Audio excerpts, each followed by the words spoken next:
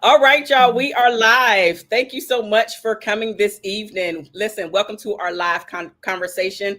I am Coach Marshaun O, a shift relationship strategist and a coach for powerhouse Black women ready to date smarter, softer, and with more self-trust. I am here with the beautiful Candice Coach C. Miles. If you would do me a favor, Coach C, go ahead and introduce yourself to the audience.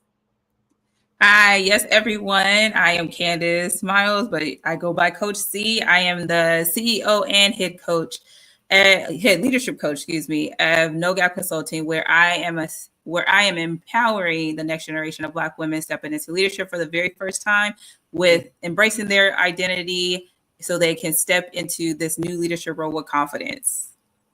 Awesome. So listen, thank you so much for being here, Candice. We're going to jump into this conversation because it is time. Listen, tonight we are talking about something that is real, but it's also necessary. What survival mode looks like in both leadership and love, and how it's actually showing up for so many Black women silently suffering behind their success. So we're going to jump right into it. Candice, you want to start us off with having the audience, asking the audience a question or anything like that, something that they can think about? Yeah, sorry, you cutting in and out. It's probably my internet service over here. The audience, if you guys can just put in the chat what you think survival mode looks like when it comes to leadership and what survival mode looks like when it comes to being in a relationship. Just want to see where your heads are at, where your mind is set at, where you think that it is at. Can you hear me? Yeah. Oh, yeah. Okay. So I also want to ask, have you ever caught yourself in the loop of, if I don't do it, it won't get done. If I don't do it, it won't get done. Whether it's with your partner, whether it's with your colleagues or your boss, your kids, that's survival mode in disguise. So let's talk about it, Candice.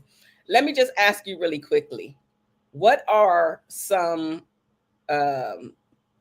ways that survival mode shows up in a leader? So the one that I constantly am, and to me it's a word that is highly used now. But when it comes to code switching and emotional labor, when we have to switch in order to make everyone else feel comfortable, whether that's in our communication styles, if it's the way that we present ourselves, whether it's with our hair, whether it's the way that the tone of our voice, that puts us more going into a survival mode mentality, because now I'm no longer being my authentic self. And in order to survive in this leadership realm, I have to be someone who I'm not. And so that's one way that I can really think of the way that survival mode shows up when it comes to being in leadership. What about you? When I'm working with these high power Black women who are successful in their own right, they can make so many decisions at work, so many power, so many just off the cuff, not really thinking about it anymore because they've been doing that for so long, right? But when it comes to their love life, they can freeze, especially when it's time for them to be vulnerable with their man. I remember one client actually said to me, if I'm not controlling everything, I feel unsafe. And I'm wondering, does that sound familiar to those of you who are watching this, whether you're watching it now or you're watching it on the replay? Does that sound familiar? So I wonder, what does code switching look like when it comes to dating in a relationship? Oh, that's good. So code switching when you're in a relationship. Okay, so the best way that I know how to explain it is, sometimes when you're out there with your friends, girlfriends, like your people, not people that you're just meeting, but your people that you're comfortable around. You show up, you can do a silly dance. They've heard your irritating laugh. They know that maybe your laugh is that when you snort, right? You could just be you, say some whether it's classy things, you can say some crazy stuff, and they still are your ride or die, right? And then the code switch in your partner is they hardly or just about never, and I know we like to stay away from those terms in relationship, always and never, but just about never see your authentic side. They've never heard you snort. They've never heard you show up in a way where you feel that they're going to be turned off by your behavior and how you're showing up. So that's a simple example, but just think about it. Another thing I would actually say is, I know that we specifically as Black women have a tendency to wear, whether it's braids or lace fronts and just in some type of wig, because I know they kind of all over the place with what's hot now. But where your partner, so this is a code switch, right, within itself. You hardly ever, or no, I'm gonna say never. Your partner has never don't go there. Your partner has never seen what your hair looks like. Like your hair, the stuff that grows out of your scalp. I knew you was going there. But only time they see you is when your hair is put together, when you are basically flawless. And I have this client actually, I remember she did a post, and because it wasn't to me directly, but it was a social media post. And she was a client of mine, and we were working on this very thing of her trying to, just be comfortable in her own skin. She has some hair issues, and we don't have to go into that, but just to try to be comfortable in what God gave her, specifically of hair. And in her post, getting back to her post, she posted that even with her hair issues, her man makes her feel beautiful. And this is the very first relationship she's been ever to show up in that way, where he's able to see the problem areas on her head. Yeah. And so she still wears the wig, she still wears the braids and all the things, but he still gets to see all of her flaws and all. Yeah.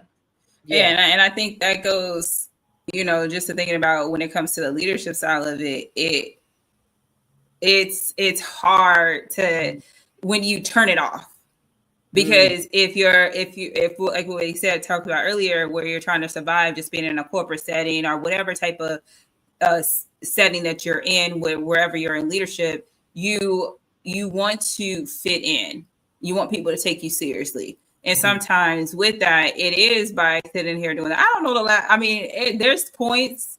There are points where I got to a point where I'm like, I don't care. I'm coming in here, curly hair. Like, you got to see my 4C. And when I did that, I literally was talking to a client a few weeks ago where we were talking about that. And I said, when I showed up that way, I was probably the most creative and most innovative, because I didn't have to worry about, okay, is my hair slicked down? Oh, it's hot in here? Is it frizzing up? Like, it was just in its natural state. And sometimes it does take for you to just own and love who you are, to show up authentically yourself. And so it's interesting for you to sit there and say that, because I can remember in relationships in between, I would sit there and say, they saw the in between. If I was washing my hair, I was washing it at home.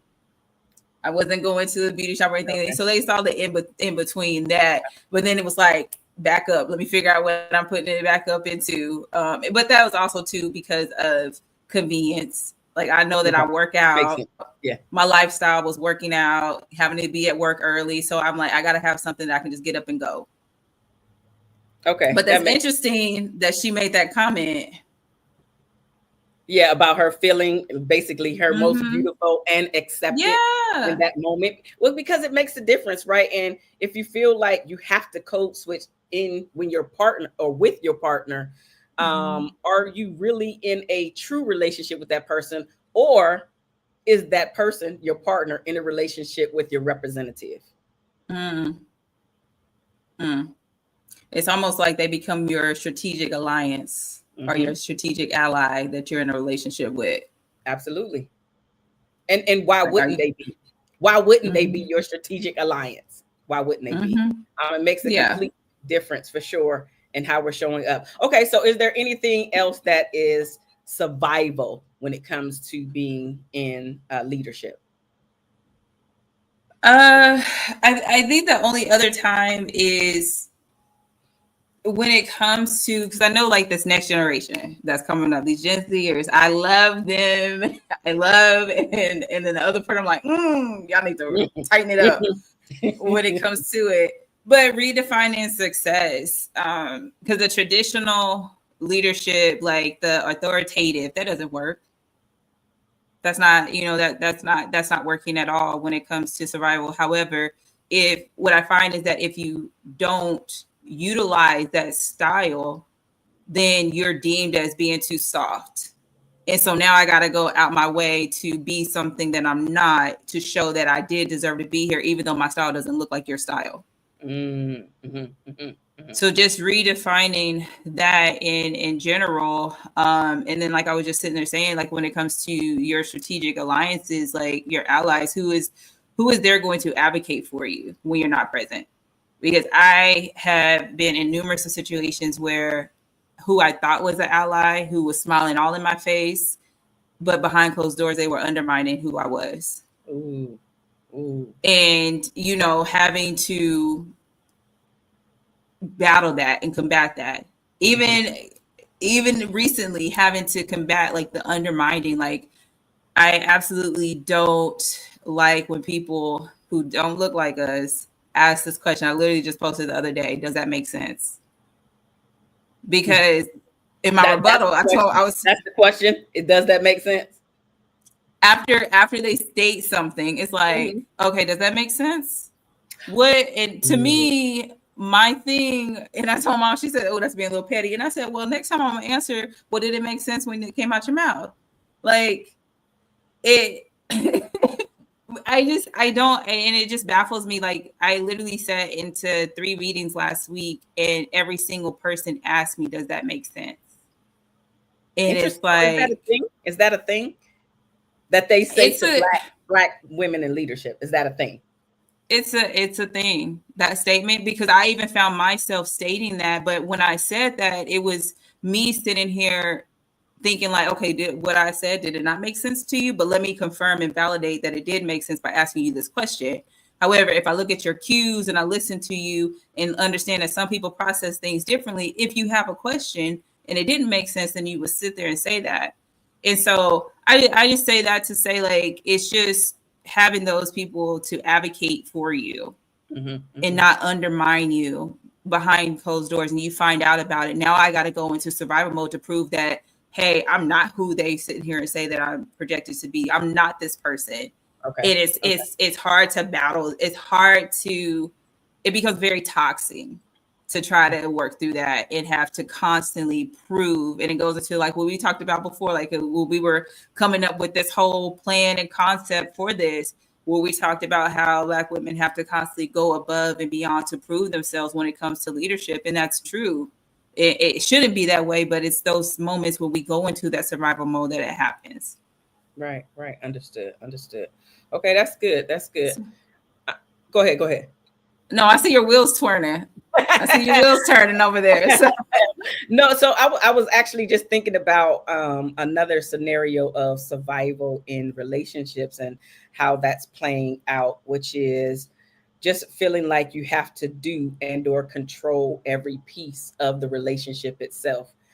And it could literally, it could be anything, that because you need to have a hand in everything, right? To make sure that everything gets done, but not realizing how exhausting that is, because eventually you're surviving to show up. You're surviving to take care of yourself. You're surviving to show up fully for the people in your house, and especially your partner, but even your child or children. You're fighting to show up for them because you haven't been able to, or don't know how to. It's either one of the two, right? Which is to delegate, if you will, right? Or to just release some of that control to your partner or even to your child or children, right? If you have those that can help you in the household after you've had an intelligent conversation to say, I need help in these areas, and they say yes, right? It may not be as simple. You might have to explain a little bit more, but essentially you're coming to an agreement to say, I can help out in this way even more, and this is how I can help out. So you don't have to feel like you are in survival mode and you have literally been left out on the ship all by yourself. Yeah. So pulling all those pieces. Yeah. Go ahead. Yeah, because I mean, even with you sitting there saying that, it goes back to what I was just talking about. Like when you are undermined, you start controlling. Now I got to control this narrative. So that controlling of the narrative what is, I almost want to ask you the question as far as like, what does undermining in a relationship look like for a man, for your significant other to undermine you? What does that look like? Because that feeling that you have in the workplace in leadership, when people undermine you, that still shows up in your relationship when you feel like your spouse may be undermining you in certain situations. And I'm sitting here trying to think, like, when was the time that I've been undermined in a relationship that I've been in where I've had to feel like, okay, the only way for me not to feel this way is I need to go into control mode. Mm-hmm. So a simple example, and those out there with kids or a child can absolutely tell you, if you and your partner are not on board, on one accord, where it doesn't matter if you agree per se in the moment, y'all have to show a united front in front of your child or children, because they will absolutely play you against one another. They're not doing it on purpose. They're literally just trying to get their own way. And so undermining, you tell the child no, that they can't do or go somewhere, and then they go to your partner and then they say, yeah, you can. Y'all didn't have no conversation about this thing, right? No matter if you agree in that a moment, if somebody says yes, okay, fine, y'all can talk about it, but come as a united front. And or you can always turn it around if you haven't had a conversation. What did the other person say? So if, for instance, if she's coming to me, what's your dad say? Right? Or let us have a conversation about it before we give you an answer. That way you are a united front. So if you're not a united front and you're asking or telling the child one thing and then they go behind your back, and then the other partner in earshot, they heard the entire conversation, but you said yes, you said no, and then he says yes. That's totally undermining your authority over your child. The position that you hold for her. Go ahead. So no, so that's with kids, right? Because the studies are showing that people are waiting to have kids later in life, where they are now entering into the fourth. So now let's talk about those that don't have kids. What is that undermining? Okay, so it could be a that you wanted to do. I would say go somewhere. I would say no, you're asking their opinion about a particular thing. You're asking them, this is what I'm feeling like I'm going to do. So you're not going for permission. You're just saying, this is what I want to do, right? And they start nitpicking. But why would you think that you can do that? Or you don't have the degree to do that. And so they're picking apart you right in front of you. And if you're not careful, you might not even realize that's actually what's happening in the moment. Yeah. I was listening to a podcast earlier today, and they brought in this relationship coach. And her thing, the title what caught my attention was that you're afraid to date men after like a breakup. Okay. And so I was sitting there listening to it, and she had mentioned something similar as far as when you get into this relationship and you're dating this person, and whatever your 5 core values, that you know who you are. Yeah. That I can sit there and say, hey, I'm a very transparent. I'm all about health. I love, when it comes to being leadership, like I can sit there and say that those are my 3. But if that person comes in and says that, you know what, you're actually not really a good leader, now I start questioning myself. Like, am I? Oh, you're actually not transparent, because if you were transparent, then you would have sat here and you told me, well, did you give me opportunity? And then it's just a questioning part when you begin to question those core values that you have, when it comes to that. It just made me think about that I was watching earlier today. I've been all in my relationship stuff.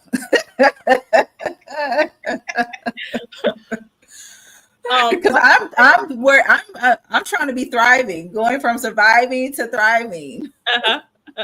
Speaking of, great segue, let's talk about what thriving looks like. Actually, let's not talk about that yet. Can you please share with the audience how survival and then switching to thriving, how that's playing a part in our workshop series, Powerful at Work, Soft in Love.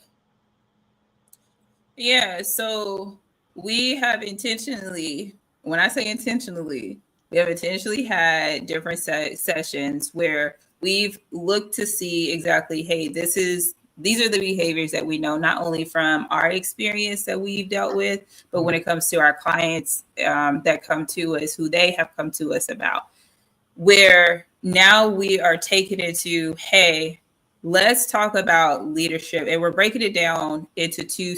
The first two sessions are specifically, hey, we're talking about leadership. Hey, it's more geared towards relationship. And then we're going to mesh the two together. And with that, each session for workshop 1, we're going to talk about, hey, this is what survivor mode looks like when it comes to being in leadership. Here's how you don't even realize that you're in survivor mode. And then we're going to give you the tools that you need when it comes to, well, I'm going to give you tools when it comes to leadership. And then the same thing with Marshaun, when it comes to relationships, when it comes to that second part of the workshop that you come to, she's going to talk about what does it look like to survive into a relationship and give you the necessary steps and tools that you need in order for you to start switching we're not trying to change you. We're just trying to help. We're just giving you the tools to reframe what it means to be a survival mode, because survival mode, it just that terminology is being used so much right now that everybody's like, oh, I'm surviving, but are you surviving? Do you know that you're just surviving, or is it just the fact that you're just picking up on? You're like, oh, I'm just trying to survive out here, because your words that you say is what you do. And so that's what we're doing in the third session. Like I said, we're meshing both, where we're telling you, just like we're doing right now, this dynamic where we're going back and forth about, hey, this is what leadership, when it looks like in leadership, but this is also too how it shows up in your relationship. Now, how do we reframe and discuss and give you the tools to switch that up? So now you can thrive in both relationship and in leadership, because there's too many articles that's separate where it talks about Black women not being married, Black women not even, I think it said we're least likely to date outside our race, but then also too how we're being set up for failure when it comes to being in these leadership roles. There's too many out there. The only way for us to change the narrative is for you all to start investing in yourselves, not just investing physically. Y'all know what I'm talking about. I'm talking about to invest into you, which numbers do show that when it comes to our own personal development, our professional development, and when it comes to relationship, that we're not, our numbers are low. Mm-hmm. We are low on the totem pole for the seek out to do that, because whatever it is, but the only way for us to change and disrupt that pattern that we've seen from generation to generation, it starts with you signing up for this workshop. I'm not sitting there trying to promote it, but I am promoting it. Right. Because we have definitely, what about you, Marshaun? Did I miss anything that you want to add on to it? I want to piggyback off of what you're saying. No, I don't think that you missed anything. I think that I just want to go a little bit deeper into, I heard this therapist speaking the other day, and I didn't look up the numbers, but she was talking about recent studies have been showing that a lot of Black women who have a lot of degrees, and not, of course, it's not all, right? But sometimes when we get bored because we can't get in a relationship for whatever reason, and it's not always the other person's fault, right? We can't get a relationship. She also pointed out that sometimes we get these degrees due to being depressed. So instead of trying to figure out what's going on with you, we automatically jump into how can I become bigger, better, make more money, etc. When sometimes we just need to slow down and figure out what's going on with us. Not knocking any success at all, because big ups to you, sis, for real. However, if you want to be successful in every area of your life, Candice and I are bridging the gap. You are a successful leader in your own right. That degree did help you get there, right? But those masculine skills that we call, right, the planning, the providing, the managing, all of those skills, you can use them with your children. That's the relationship you can use those with. But with your spouse, it's a completely different skill set in order for the relationship to thrive. Because if you have masculine energy and he has masculine energy, somebody has to have the feminine energy. And it's not to say that we're trying to make you throw away your masculine energy, because when you're in your career and you have people up underneath you and you have deadlines to meet and all that stuff, that is when that energy is appropriate to thrive in under. But when you're at home, you have to be able to lean back and be able to receive, but also understanding that at sometimes in your relationship, you still have to lead. It's just a matter of you and your spouse talking about what areas you can lead in. And so you don't feel like you have to try to lead the entire relationship. There has to be a feminine energy. There has to be masculine energy. So there is a balance within the relationship. Yeah. Yeah. It's almost in a sense of, it made me think how with men, when they go through a breakup, their process is, let me go ahead and hop into another relationship, start talking to someone else. Yep. For Black women, especially with those numbers that you're sitting there talking about and what they said, it's almost like for us, we go through this, I need to heal. And I'm talking to myself right now. I need to heal. And that goes into 3. Let me start now developing and focusing on me and getting all this. But now it goes into, because I couldn't get validated in this relationship, I'm gonna validate myself by getting these degrees, certificates, and everything, like certifications, in order for that validation to happen. When in reality, I'm seeking validation. The only person that can validate me is for me to love myself. Absolutely. It has to start with here, because whatever you put out is what you get in. And so if you go into that relationship and like I said, their process is totally different than ours. However, I feel that it's so easy for us to get so tunnel focused on, all right, I'm healing. Like I focusing on me. And now you look down the line, it's 3 years and you haven't even went on a single date. And like I said, I'm talking to myself right now when it comes to it. Because, I'm trying to build, a business. And so I was listening to a different podcast and they talked about 6 pillars. And they said, what are the 3 pillars that you are focusing on right now? And I'm like, dang, my pillars are here. And one of them, my 4th one was relationships. And I'm like, well, dang, if I get all this together, then relationship. But at some point, relationship has to become a priority. Well, sis, remember, the worst time to try to get yourself together, the worst time is when the person has shown up, because you are attracting where you're currently at.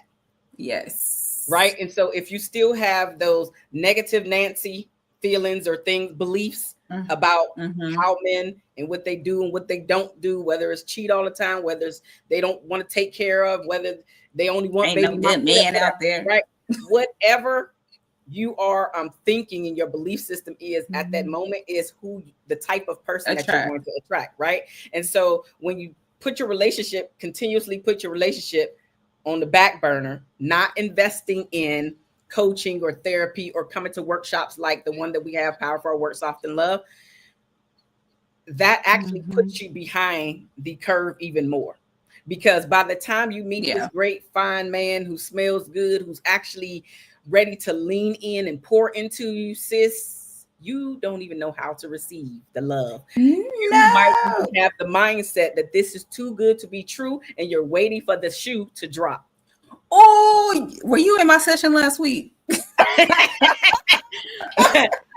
But we don't be ready. We do not be ready when the person comes. And so you may have actually come across your person, but because you're not ready, he saw your insecurities. He heard the way that you process things and the way that you talk about men and the relationships and your beliefs about the world. And you might have turned him off because you keep putting this investment of you working on you and you coming into your full sooner versus later. Yeah. Because the lady, she was like, the relationship coach, she said, I've been on 200 dates. And I said, 200. What? You weren't ready for 200? 200. However, it made sense, because again, like when it comes to us that are in this leadership role, like we get into especially being a Black woman, there's so many things that are thrown at us, and there's so many things that we hold on our shoulders that we don't necessarily speak out or verbalize, that we always are constantly putting, like you said, on the back burner. Okay, mm-hmm. I'll get to that. Now you're going to work up and you 60 years old talking about I'm going to get to that. Not to say that you can't, because it's not to sit there and say, however, right. I'm not trying to be Sarah when it comes. I am not trying to be that. So yeah, it's just a balance of both. It's just a balance. That's really what it is. It's just a balance, and understanding that it doesn't necessarily mean when you go on the date with a certain person that's going to be your end all be all. Right. You just seeing exactly, okay, do I like this? Do I don't like this? From my last relationships, like I've reflected and said, oh, I like this from this person. I like this from this person. I like this from this person. I didn't like this. Just getting, like they said, dating is data. You're getting data. Dating is data. I love it. Yes. Dating is data. That is the same thing, same data that you get in your leadership role when you're looking at them reports and figuring out all the trends and stuff. You are doing the same thing when it comes to dating. And that's just something, like I said, it's just tying it in. It is tying in what we naturally are used to, what we are more comfortable with, because we hide behind that title. I'm gonna sit there and say, because I was one of them. We hide behind that title, and that's our little blanket that keeps us warm. Like, okay, but now when we got to remove that title and go into the world, and we just ourselves, it should be vice versa. We should always be ourselves, even with that title. Let me ask you this. I'm sorry, you just brought something up for me, because I was thinking, as you was just speaking specifically, like you wear your title as a blanket. How are your clients, like that particular thing? They have the degree, they might have the money, the house, the car, the blah, blah, blah. And so how are they, or what is it, the conversations or the feelings that they're having when another year has passed and they're not in a relationship, nor are they even attracting someone? Possibilities are not even on the horizon. So, like, for me, the foundation starts with my pillar is identity. Let's embrace who you are first. Because if you don't know, and I'm not sitting there saying that you're not intentionally like focusing on that area or anything like that, but if you don't know exactly who you are, it's the same thing like when you're in leadership. If you don't know what your style is, or your identity, you'll grasp onto whatever it is that people give you. Same thing when it comes to it, whether you're at the job or outside the job. And so with that, it's, who are you? Have you done the work? Because studies do show most people that are in leadership has never been to therapy or even had a life coach. They've always had something. Yeah, studies show that most people that are in a leadership role, and I can't remember, it's either 60% or it's 80%. It's one of the two numbers. Oh, that's high. But it's super high. And so I was like, that makes sense, because if I'm a high achiever, my high achieving is me going up a level every single time. That's fulfilling.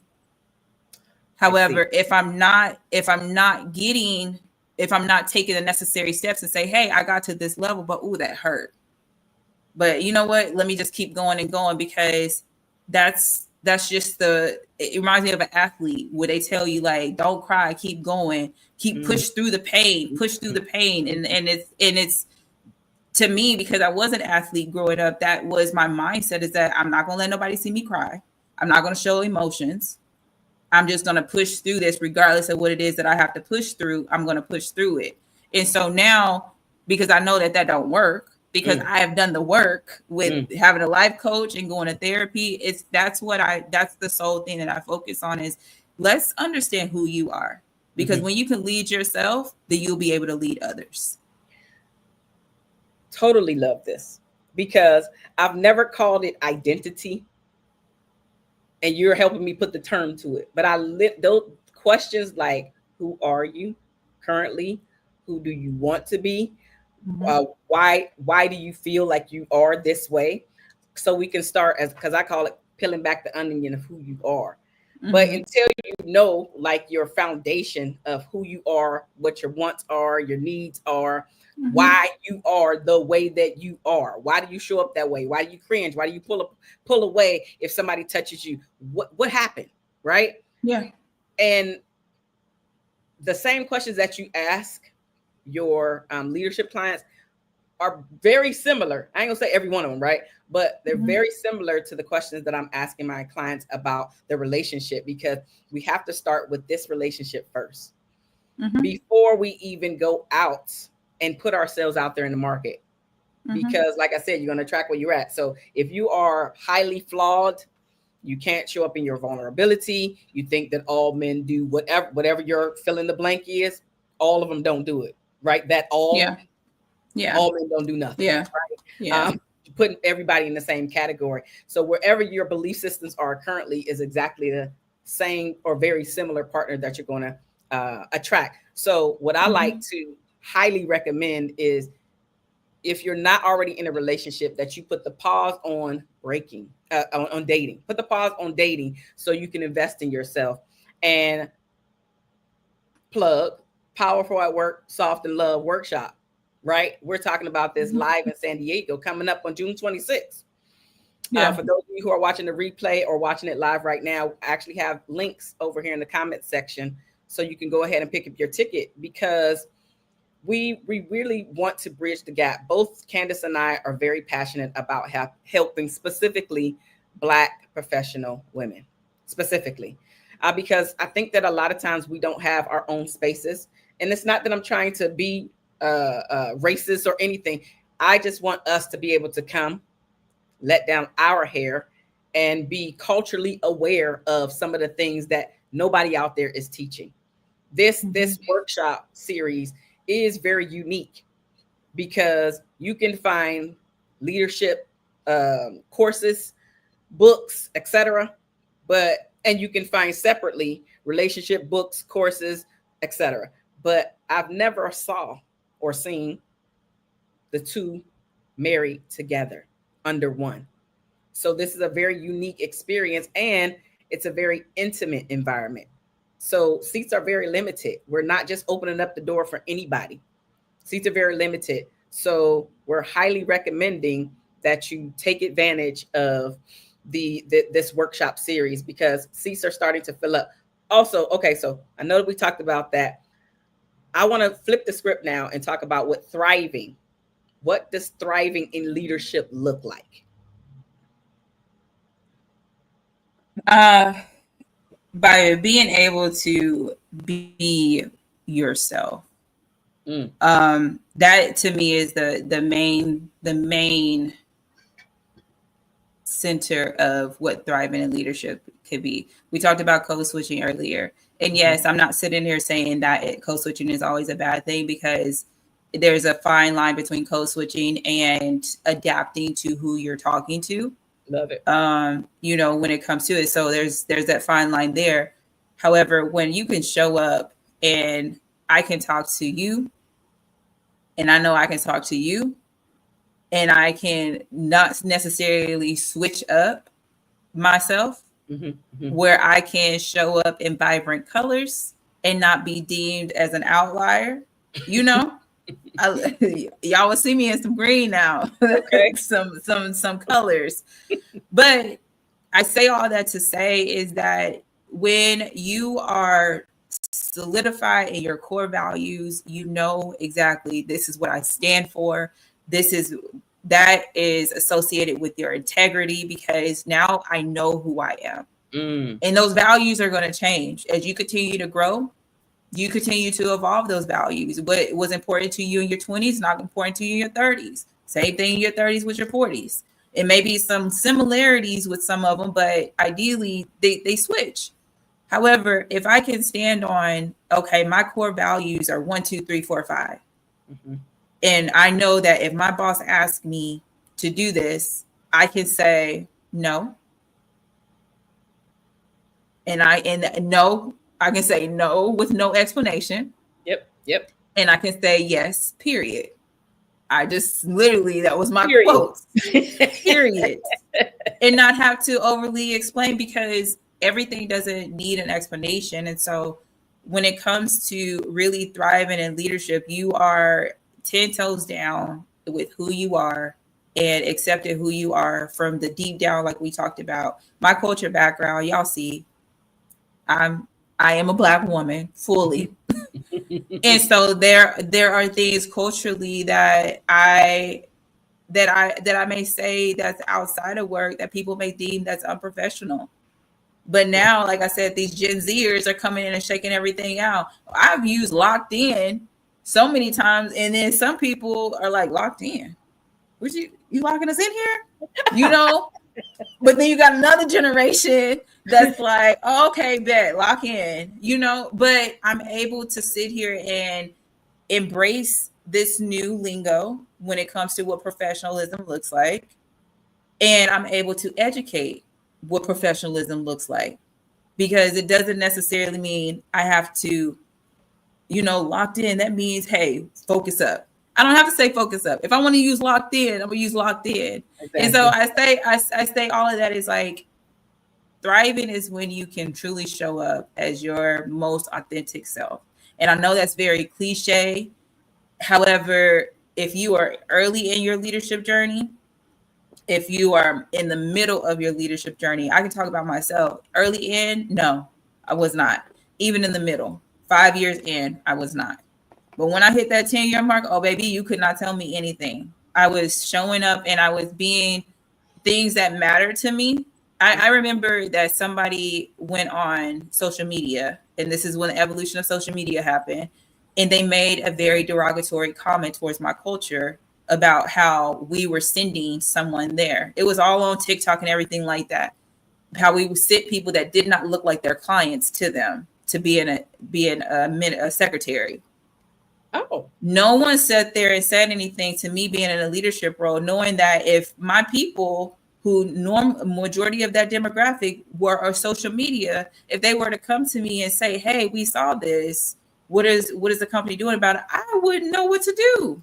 And so because I was so secure with who I was and what my core values was, I was able to go and say, hey, boss, this is what happened. What is the company doing? This makes me feel like I'm not equipped to be able to answer.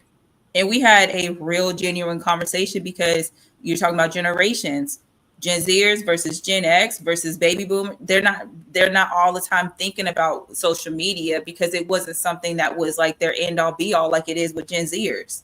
And so I just say that is just being able to be authentically you. I love it. What about you? I know I was very long-winded. It's okay. It's okay. No, because I think that you gave a clearer picture of what it looks like to thrive, even bringing in, speaking with your boss and being able to say, hey, what are we doing? How can I answer this? So we are all on one accord. Okay. So as far as in love, what thriving looks like, it looks like, listen, setting boundaries without feeling guilty about setting them. You mentioned saying no already, right? And no. Right. Period. Okay. Another one is where, this one is so good. Attracting your person that's going to pour into you. Right? Attracting your person that's going to pour into you. Knowing when to rest and let somebody else take the lead. Thriving is trusting yourself enough to walk away from what no longer serves you, from who no longer serves you.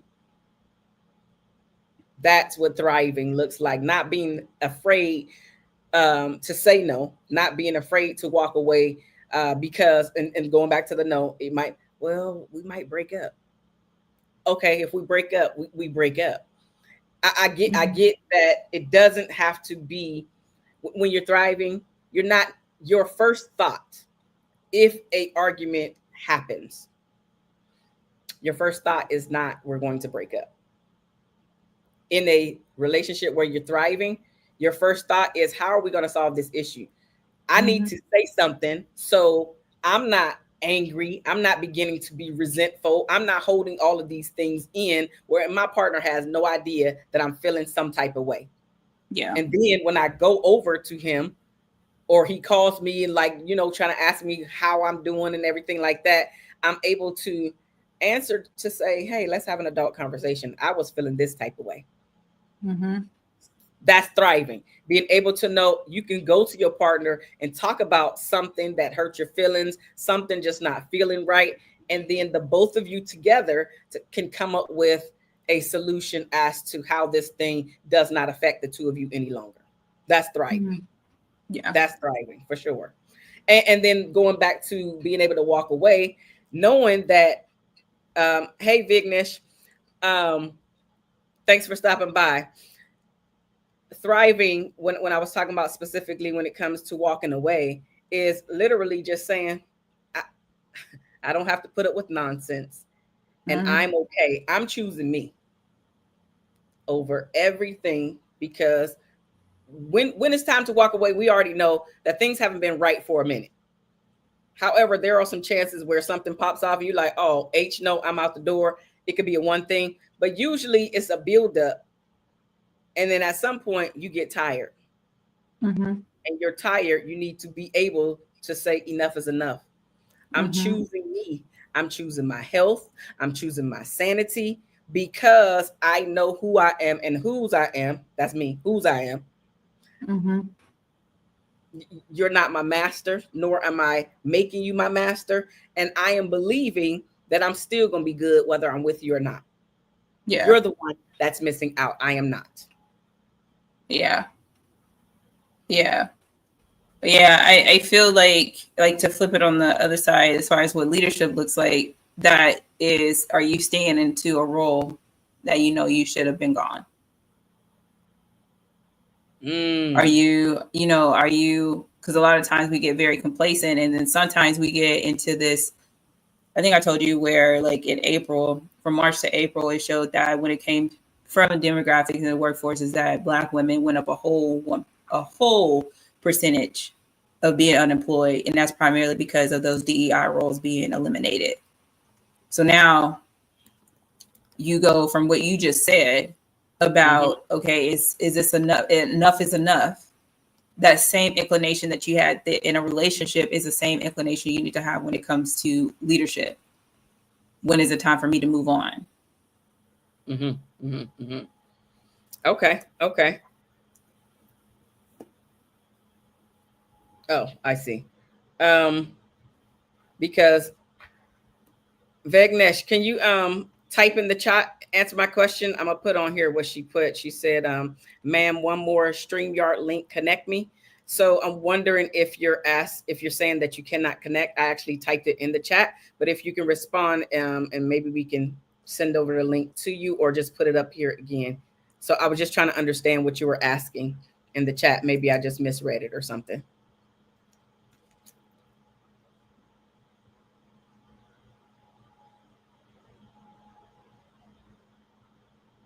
Okay, while we're waiting, everything that we're sharing tonight literally is just the tip of the iceberg. There is so much more. So much more. Yeah. That we're going to be presenting at Powerful at Work Soft and Love workshop series. Anything else that you wanted to add, Candice? No, other than get your tickets. Get your tickets. Like I said, it's not to sit here and to promote, but we are promoting because it is so much. It's just a unique combo and a collaboration where we both looked, and when we were figuring out, is this something that we definitely really should do or anything like that, we didn't find anything out there. There's nothing out there that talks about both of them together. This, you're getting a 2-for-1, a relationship coach and a leadership coach coming in together to give you the tools that you need so you if you are surviving now, you can begin thriving by the end of this year, because the whole year we're going to switch that word from survive to thrive. Second half, what they call it during when you go to a play and stuff like this. I don't know. I haven't been to a play in a minute. Listen, I wasn't ready for that. I wasn't ready for that. After intermission, that's what we're gonna say. After intermission. Listen, what I'm gonna say is that we're gonna show you how to show up in leadership with peace. Mm-hmm. So that's what Candice is gonna be showing you, and then I'm specifically gonna be showing you how to show up in love with softness, realizing that softness is your superpower, not your weakness. Because a lot of us have been told in so many different ways that being soft is being weak, that it equals weakness. And that's just not true. When you realize that your softness is going to help you to literally get pretty much what you want in your relationships, because in leadership, the softness has to be turned off. But in your relationship, where that feminine energy is a must, you can get so much more by showing up in your softness, by thinking before you speak, by literally stroking ego, because it's not about playing small. It's not about being silent. It's not about being controlled. It's about the both of you winning together. And so in this workshop series, we're literally helping you to heal your emotional fatigue, to shift out of your masculine overdrive. We know that you have it. We're not saying get rid of it. That's not what we're saying. We're just trying to help you to, as Candice mentioned earlier, reframe and shift when to use it and when to turn it off. Because sometimes you do have to turn it off. Another thing we're going to help you do is rewrite your definition of what strength looks like to you. This is a very personal journey that we're on, right? So as Candice mentioned, go ahead and pick up your tickets. I do already put the links down in there, and we're gonna see you soon. We really are. Any last words that you want to say, or any phrases, quotes, anything that you want to leave for the people? Nope, I said what I had to say. She said what she said. I said what I said. Perfect. So with that being said, thank you so much for taking the time out of your evening, spend a little time with us. If you're watching this on the replay, #replay. I am Coach Marshaun, where I help women that look just like you, who are sick and tired of being sick and tired. Let's get to not only thriving in one area of our life, to, if not all, multiple areas. And in this case, we're talking about your leadership role and your love life. So let's marry the two. Yes. So we will see you at the live event. Links are in the comments. All right. See you then. Have a great night. Bye.